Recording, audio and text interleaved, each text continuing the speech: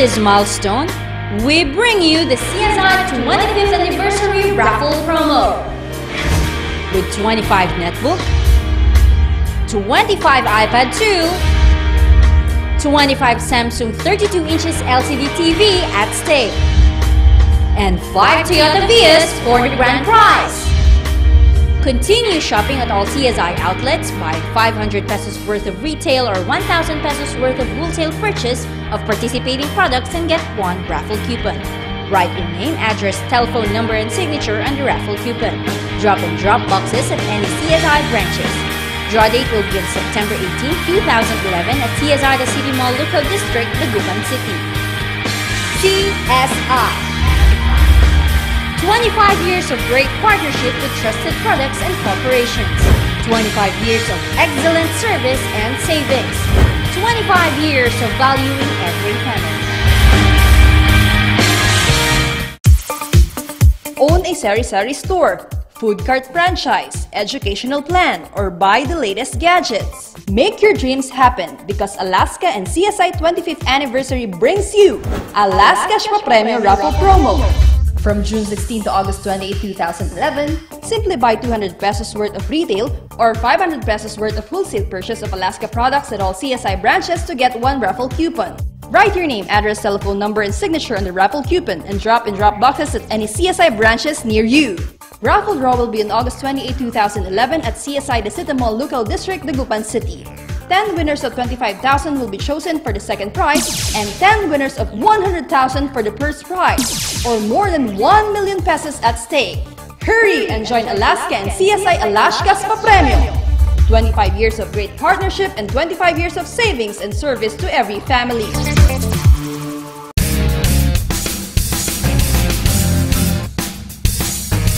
Ating papasukin ngayong araw sa The Session Hall.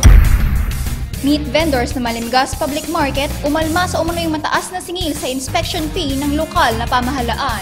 Ordinansang nakakasakop dito, hiniling na amyendahan.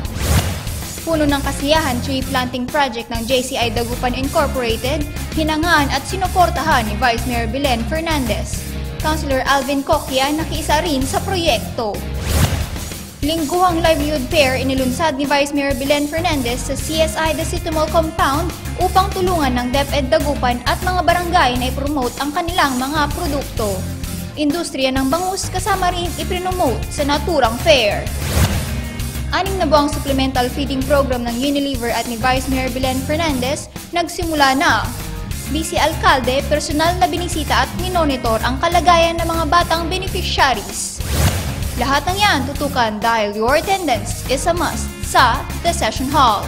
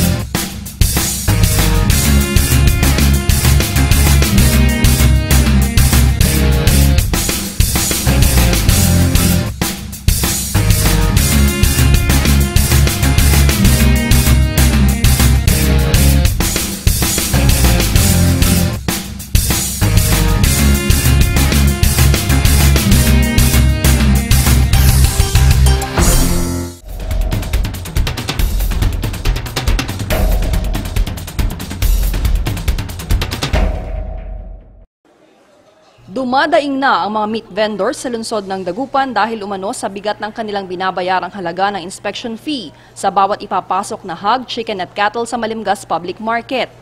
Nagsimula umanong magtaas ng singil dito noong buwan ng Hulyo, alinsunod sa Ordinance No. 1855 o Revenue Code of Dagupan City na ipinasa noon pang taong 2005. At ngayon, isa umano ito sa nagpapahirap sa maraming negosyante dahil sa malaking halaga ng bayarin. Ang dati kasi umanong entrance fee na nagkakalaga ng 15 pesos sa bawat hog at 25 pesos per head ng cattle ay umakyat na sa 50 pesos sa hogs at 100 pesos naman sa cattle.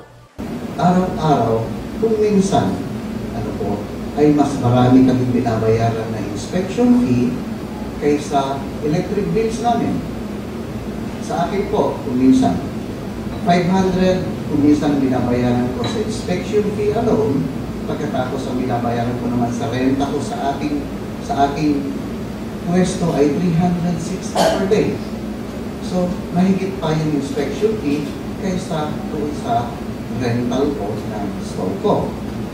Another thing is, mas mahigit pa rin ito sa binabayaran ng electrical bill. So, it is more or less 300 pesos a day ang ginagastos ko sa aking electric bill. Ang sa akin naman inspection fee ay 500. So, mas malaki pa ngayon ang inspection fee. Bagamat taong 2005 pa naipasa ang naturang ordinansa, nitong Hulyo ng taong kasalukuyan lamang umano ito ipinatupad sa mga meat vendor sa pamilihan. Bagay na kanilang inalmahan lalo't hindi rin umano sila naimbitahan sa isinagawang public hearing bago ipasa ang naturang ordinansa noong taong 2005 kung saan administrasyong LIM ang kasalukuyang nakapwesto. Nung ipinasa po yung ordinansa niya, hindi ko natatandaan, I do not remember any instance that we were invited when we have conducted any committee hearing on this regard. Ganito rin ang hiling ng mga dressed chicken vendors dahil sinisingil na rin sila umano ng piso sa bawat dressed chicken na ipapasok sa pamilihan, habang maliit na halaga lamang ang kinikita nila rito. Kaya naman panukala rin nila na gawin na lamang fix sa 20 pesos kada araw ang singil bilang inspection fee sa mga dressed chicken. Hinihingi ko po sa inyo na 20 pesos lang po yung entrance fee, saka inspection fee. Dahil doon po sa manok, 1 peso per head ang hinihingi po nila sa amin. Dati po ay wala pong sinisingil. Yung sinisingil po ngayon na 1 peso per head is masakit na po yun sa amin. Kasi 5 pesos lang po yung tinutubo namin ngayon, lalo pa ngayon, matumal. Ang pinakamalaking binibenta lang po namin is 80 per head. Eh kung sakaling mababawasan pa yung tubo namin doon sa 5 pesos, sana po pupunta yung namin, wala ang pambaon yung namin, pang-renta pa po. Bukod umano sa mga bayarin, ang pagpasok ng mga imported frozen meat sa palengke ay isa rin sa dahilan ng matumal na kita ng mga ito. Malaking kompetensya umano ito para sa mga meat vendors lalo't mas mababa ng 30 hanggang 50 pesos ang presyo ng mga frozen meat kumpara sa kanilang mga inilalako. Malaki po ang epekto sa amin, lalo na sa meat section, ang imported na meat. Kasi po, ang laki ng diferensya ng binibenta namin kaysa yung frozen meat. Ang frozen meat ay, ang diferensya mula doon sa benta namin ay umaabot sa 30 pesos hanggang 40 pesos. Kung minsan pa, hindi 50 pesos na diferensya bawat kilo. Agad namang hiniling ni Councilor Dada Reyna na alamin kung may direktiba ang Department of Agriculture ukol sa pagbabawal ng mga imported frozen meat sa mga pamilihang bayan. May I request the SP Secretary to write a letter addressed to Secretary Alcala to shed light on the legality of the selling of frozen meat in the market of Dagupan City, which I think we need it in aid of legislation. Samantala, nangako naman ang konseho na pag-aaralan ang idinulog ng MADAVFE at kung kinakailangang maamyendahan ang naturang ordinansa na ngayon tinuturong dahilan ng lalong pagpapahirap sa kita ng mga negosyante sa lungsod. Vinoise out ng mga meat vendors through the President, saka yung President ng chicken vendors, yung concern nila sa ordinance natin na mag-increase nung inspection fee nila. Well, according to them, medyo mahinang benta ngayon. And then they've been paying business permits. They've been paying rentals, electric bills, and water. So medyo mabigat na sa kanila to increase. This will be referred to the Committee on Health and Sanitation, Finance, and of course, on Laws and Ordinance. Sabi ko nga kanina, at nag-usap kami ni Councilor Alfie, immediately they should come up with a public hearing para mapakinggan ulit itong mga meat vendors and chicken vendors. Kasi sa ngayon, ang pakaalam ko ay ini-implement na. So kung kailangan natin i-amend at tulungan ang ating meat vendors, dapat natin gawin at gawin natin agad.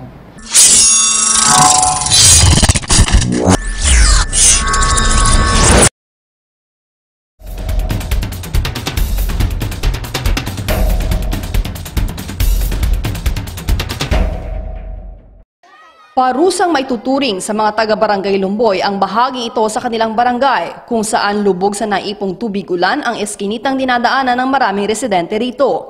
Kaya naman agad na nagsagawa ng isang ocular inspection si Vice Mayor Belen Fernandez noong ika-29 ng Hulyo, partikular sa daanan na madalas bahain tuwing high tide at panahon ng tag-ulan. Wala rin kasing maayos na drainage na direkta sa creek sa lugar upang daluyan ng naiipong tubig. Kaya dumulog ang barangay council nito sa vice-alkalde ukol sa suliranin ng kanilang barangay na maaring magdulot ng sakit sa mga residente roon, partikular sa mga bata.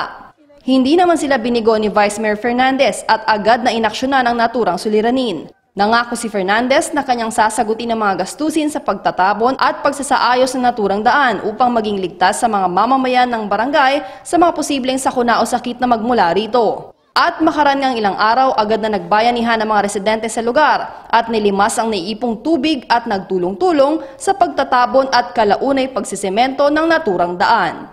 Kung umuulan, lumalim yung kalsada. Kawawa naman yung mga eskwela na dumadaan dito kasi palagi siyang nababasa yung paa nila. Kaya naisipan namin na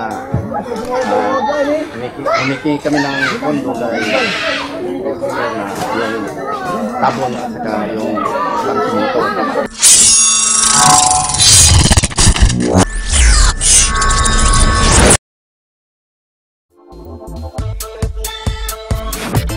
CSI and Wyatt Philippines Incorporated bring you Trip to Hong Kong Disneyland Raffle Promo.